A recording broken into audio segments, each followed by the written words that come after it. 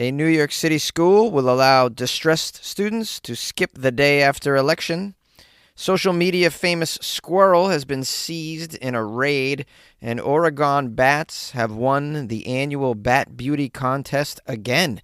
These are the weird stories for Weird AF News, the only daily weird news podcast in the known dimension. A New York City school is allowing distressed students to skip the day after the election if they're feeling too stressed. We used to have snow days back in my days. Now there's distress days. Never heard of such a thing. I was distressed all the time. Man, I'd love to switch places with these kids these days. I was born in the wrong decade. I could take a day off because I'm feeling a little anxious. But I never had school shooter drills when I was in school, so maybe not. Maybe I don't want to switch places with these poor kids. Here are the deets. A New York City private school said that students can skip classes the day after the presidential election if they feel too, quote, emotionally distressed. The Ethical Culture of Fieldston School. I mean, everybody's rich there. You can just tell by the name of this private school. The Ethical Culture Fieldston School. A Fieldston student wouldn't behave like this. Anyways, these rich kids, they got emails to their families, and it said they can excuse the students from classes whenever election day results are announced, noting that it, quote, may be a high-stakes and emotional time for our community. Yeah, I mean, it's been an emotional time for every community in the U.S. for quite some time. There's probably even countries that are stressed just waiting to see these election results. You know, our election affects the world in a big way, maybe more so than any other country, I'd say. We're all stressed out at this point. I mean, shouldn't we all get the day off for the election so that we can vote? You know, a lot of people are working that day. We should get that day off, and then why not the next day too? Why not the next day to deal with the fallout of whatever the results of the election might be, which could be very, very stressful. I mean, if you live in a swing state, you know, and Trump loses, yikes, there could be some things going on. I mean, nothing's probably going to happen. I hope nothing happens, but there's not a zero chance that some shenanigans are going to occur in certain places by certain people. You know the kind. They stormed the Capitol, bro. They stormed the Capitol and killed somebody, like a security guard or something. Didn't they like stab him with a flagpole? Something could go down is what I'm saying. I mean, for the safety of us all, maybe we should get that, at least that next day off. You know, I mean, it's a good idea, right? I mean, it's difficult to down 3 or 4 40 ounces of malt liquor and then go to work or school. And you know, a lot of us might need 3 or 4 40 ounces of malt liquor the next day. Definitely a lot of weed and staying off social media is going to be a part of my life that day. According to this private school, it's optional. You can still go to school. It's optional to stay home. Students up to the 12th grade who claim or believe they can't fully engage in class that day can skip without missing any assignments. Teachers will also not assign any homework on election day. And in addition to all of that, get this school plans to make psychologists available for counseling. My goodness, that's super cool. I mean, I know a lot of people out there are like, these kids are soft. They need counselors after an election. Well, they need counselors for a lot of things. School shootings and just being alive right now. You probably need some counseling. I know I make fun of the youth for being soft, but it can't be easy, right? It's got to be stressful for being a child in the U.S. What kind of future do you think they have? Did that come out right? Let me say it again. What kind of future do you think they have? I mean, if I was them, I wouldn't be looking forward to anything. It's a bunch of fear-mongering going on every time you turn on the social media or the television. You know, they're just constantly being barraged by, it's global warming. Oh, the Great Barrier Reef is dying. Oh, the election. Oh, school shooters, fentanyl. I mean, how do you even go on? This is why, guys. I'm not having any children. You know, how could I? You're going to have babies right now? You're out of your mind. You're out of your mind. So sorry to tell you, you're out of your mind. Now, just for the record, though, there are instances where I do point out how soft these younger generations are when I think it's necessary. Like on college campuses, for the kids to have these crying chambers because they can't handle finals week. I mean, that, stuff like that, I draw the line. Like, taking tests, that's not the end of the world. Things like elections, things like school shooters, that affects your life. That affects everybody's lives. Those are real concerns and sources of true anxiety, not test results and this sort of thing. Or, the generation that can't get to work, they don't want to work at all before 10 a.m. and they show up in Crocs and pajamas. I mean, and then you give them an assignment and they go, this is so much work. There's a lot of that going on too. And I'm not okay with that. I'm just being clear about how I stand on a certain particular softness. Just so we have the record straight on Weird AF News. I know people, when I'm dead and gone, are going to share this thing all over the place. My legend will be listened to far and wide for many millennia, I imagine. Because people are going to look back and go, oh, well, how crazy was it in the 21st century? And then they're going to obviously dig into my podcast to see how bananas it was. Or maybe just people are going to hear about Florida in 2,000 years and not believe it. They're going to be like, we don't believe that could have happened down there. Someone threw an alligator through the drive-through window of a Wendy's? No one does that. No one could possibly throw a reptile through a drive-through fast food place. Would they do that? And then they're going to go to my podcast and be like, oh, it's absolutely true. It's absolutely true. All right. I just went off the rails per usual. Forgive me. I guess I could ask you guys, do you believe that, kids or even the rest of us should just get the day off following the election? What about 2 days? The election day so we can vote, and then the next day so we can deal with the chaos and be high all day, And while we're at it, how about the day after the Super Bowl? I mean, how is that not a national holiday? I mean, that's just ridiculous that you have to go back to work the day after the Super Bowl or school. I mean, I've never understood that. I honestly have never understood that. Authorities in New York seized an Instagram famous squirrel named Peanut from its owner. A New York man who turned a rescue squirrel into a social media star called Peanut is pleading with state authorities to return his beloved pet after they seized it during a raid that also yielded a raccoon named Fred. I'm not familiar with Peanut or Fred. They sound like animal influencers of some sort. They're social media stars. They're definitely making more money than I am. That's for sure. Multiple anonymous complaints about Peanut. Who would complain about someone's pet squirrel on social media? Just don't look at the social media account. What is wrong with people? All these Yelpers out there, they feel they need to go and complain about stuff on the internet that no one asks them to listen to or look at. I mean, do I sound biased? Yeah, I am, because people write awful reviews about my podcast. I never delivered it to their doorstep. I never delivered it to their eardrums. I never delivered it to those circular canals inside their ears and made them listen to it. I didn't sit them down in a chair like in that movie by Stanley Kubrick. What was it called? A Clockwork Orange, and they forced his eyes open in a chair so he had to watch terrible videos. I never did that to anybody, and yet, the bad reviews I get. It's ridiculous. Okay, I'm so sorry. I'm going off the rails. Okay, so multiple anonymous complaints. First of all, if the complaints are anonymous, you don't get justice, right? I put your name on it, bro. Put your name on your complaint. Or you don't get justice on something like this. This says it brought at least 6 officers, police showed up about a squirrel on social media. It says 6 officers from the State Department of Environmental Conservation were sent to this guy Mark Longo's home near the Pennsylvania border in rural Pine City. So this guy's got a pet squirrel in rural Pine City. It's not even in New York City. I could see if he's just walking it around New York City, and that might cause alarm. Although I don't even know. I've seen people walk rats in New York City, and no one batted an eye. I've seen a rat crawl up a man's face and chin on the subway, and nobody even freaked out. Okay, here's a quote from Longo. The Department of Environmental Conservation came to my house and raided my house without a search warrant to find a squirrel. I was treated as if I was a drug dealer, and they were going for drugs and guns. The officers left with Peanut. They just took the squirrel and left. Peanut has amassed hundreds of thousands of followers on Instagram, TikTok, and other platforms during his 7 years with Longo. That's a long time for a squirrel to live. What is he feeding this squirrel? That's amazing.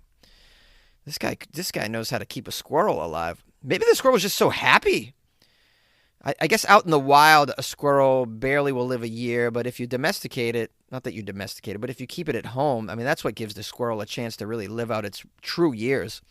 Maybe it's supposed to live to like 10 years, but it never does because of the wild. It's out there in the wild dealing with well, I guess mostly neighborhood cats are eating them.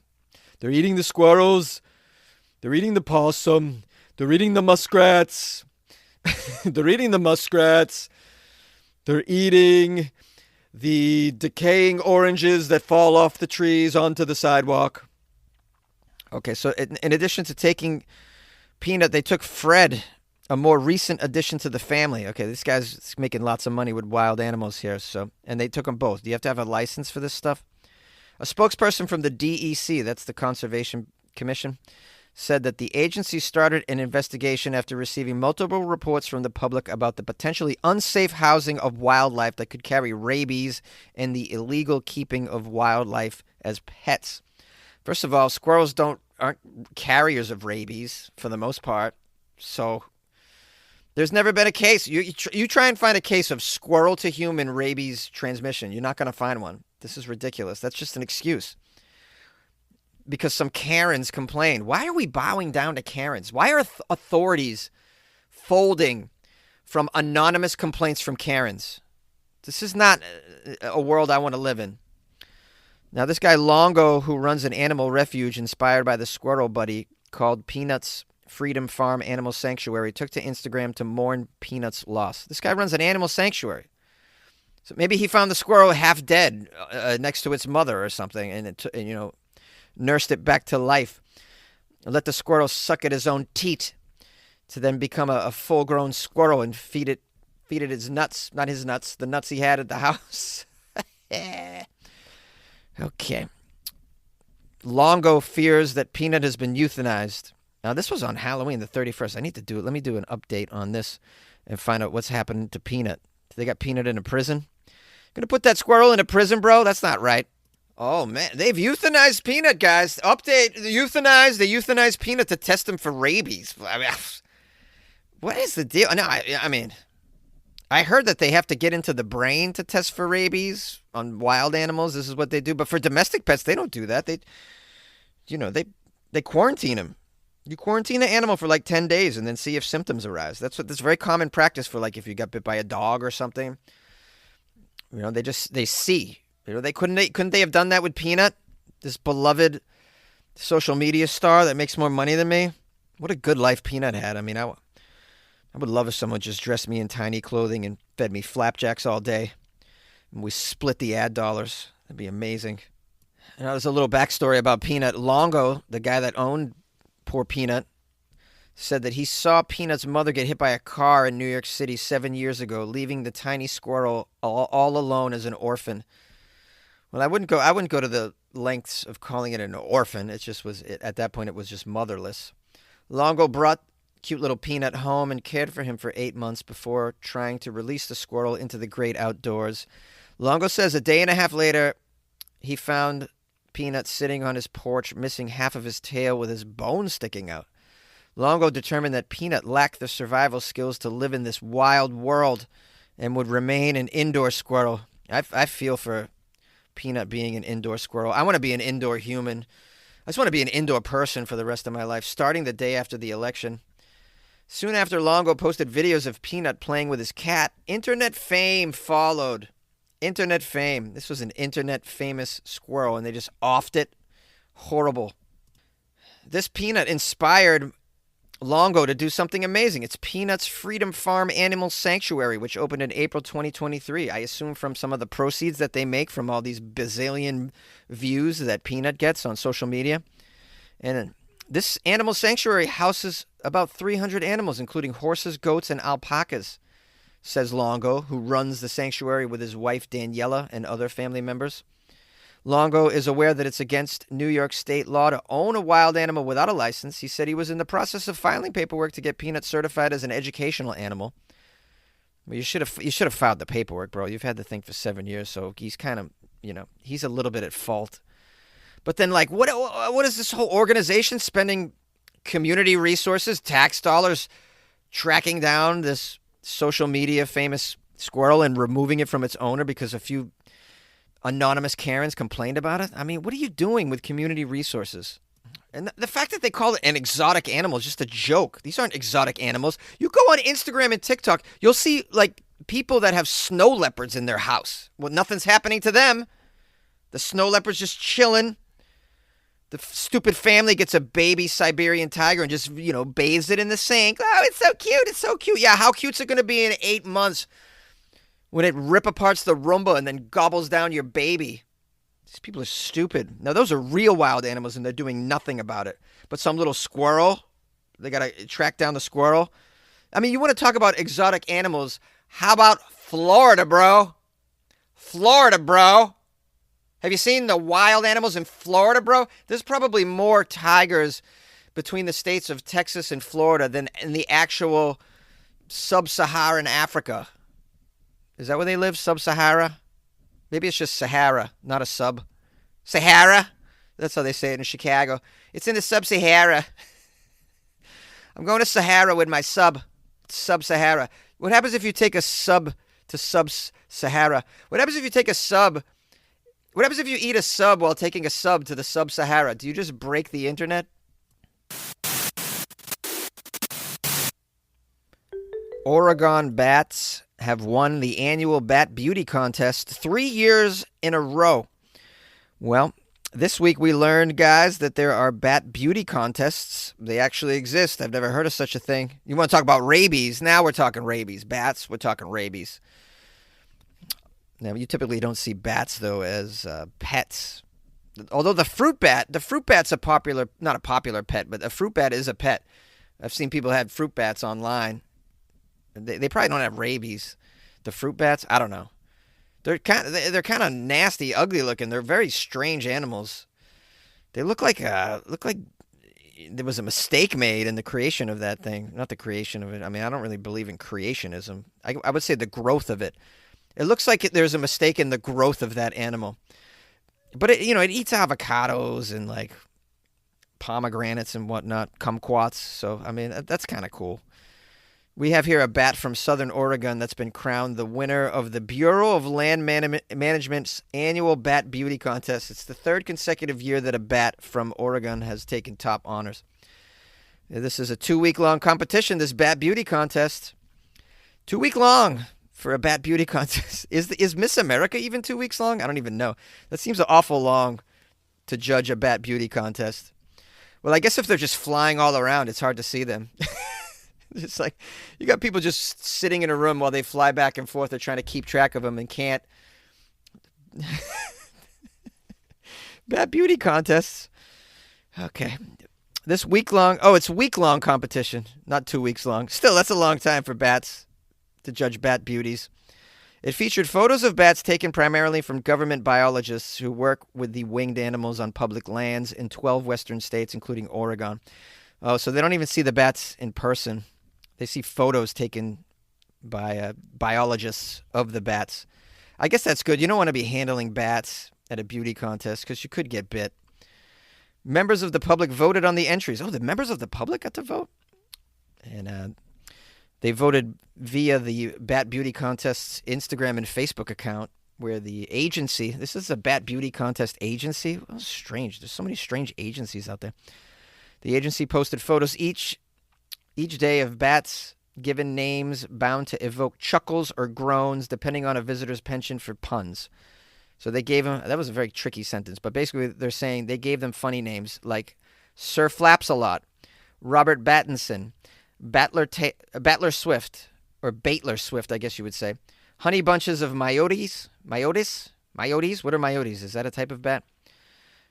Anyways, this year's winner is a male hoary bat. That's Hoary. I mean, I know nothing about bat. I knew the fruit bat. I did know that. The hoary bat had a funny name, though. Hoary Potter and the Guano of Fire. And Hoary Potter triumphed in the final round over Lestat, a western small-footed bat from Idaho. This sounds like a lot of fun, the beautiful bat contest. They got a picture of the winning bat here from Oregon. It's so cute. I've never seen a bat so cute. I have to admit. It's a cute little furry bitey thing. Looks like a delicious little sweet cinnamon roll with butter on its face. It's just great. Looks like a tiny little marble cake muffin. I'm bringing sexy bat. Yep. I wonder what other weird contests there are. Weird beauty contests. Let's do a little Google. I got pretty niche with it. I actually Googled the weirdest animal beauty pageants. There is the King Abdulaziz Camel Festival, where they judge camels. I've covered that festival. If not that one, a different camel beauty festival, beauty contest, where the contestants injected Botox into the camel's face, so they cheated and won the prize. This King Abdulaziz Camel Festival, by the way, says it's over a month long, and there's $40 million in prize money on the line. No wonder why people were cheating. Then there's the British Tarantula Society's exhibition contest. Thousands of furry tarantulas fill an arena in England for this annual event, divided into 9 categories. Oh, Best New World Terrestrial and Best in Show Tarantulas. Who knew? That's kind of weird. I would love that. There's the Chitwan Elephant Festival in Nepal. That's pretty cool. Would you love to see an elephant beauty pageant? That would be really, really cool. Man, I'm kind of an expert on weird. Maybe they should hire me to be a judge at one of these places. And then there's a goat glamour it's a goat beauty pageant in the Lithuanian town of Ramagala. Each year the goats are paraded down red carpets dressed in traditional clothing and bonnets. Okay, so they dress them up. And then there's the salty sea dogs here. There's a surfing dog competitions where that's not a beauty pageant though. Why did they include that one? I would love to go to wouldn't you like to go to a beautiful a chinchilla beauty contest or something? Or like a sloth. They're so cute, those sloths. Do they have sloth races? That'd be pretty sweet. There's a bar out here in Venice that has turtle races. Yeah, I think that's pretty cool. I like weird races and weird beauty pageants and weird episodes of Weird AF News, just like this one. I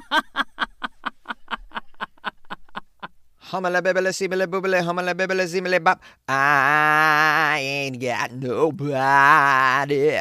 Nobody cares for me. Nobody. Hey, come on, it's Diamond Dave. Hey.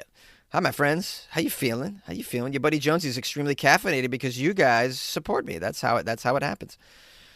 People buy me coffees, which is great. You can buy me coffees at weirdafnews.com. You can keep me caffeinated. Do you like episodes like this? Well, keep Jonesy caffeinated by buying me coffees off weirdafnews.com. Also, if you're really cool and generous, you'll go to the Patreon. Patreon.com/weirdafnews and join the Patreon. Or you can go to weirdafnews.com and click on the Patreon banner. Go and do it, you cool kids. Hey. Oh, yeah, Diamond Dave. Hey. Go ahead and jump. I'm back from Vegas, and I got a Vegas hangover. The Vegas hangover, you know how that goes. I'm making it work though, guys. I'm making it work in life. Who knows where my next trip will be? But maybe it's a town near you. It could happen.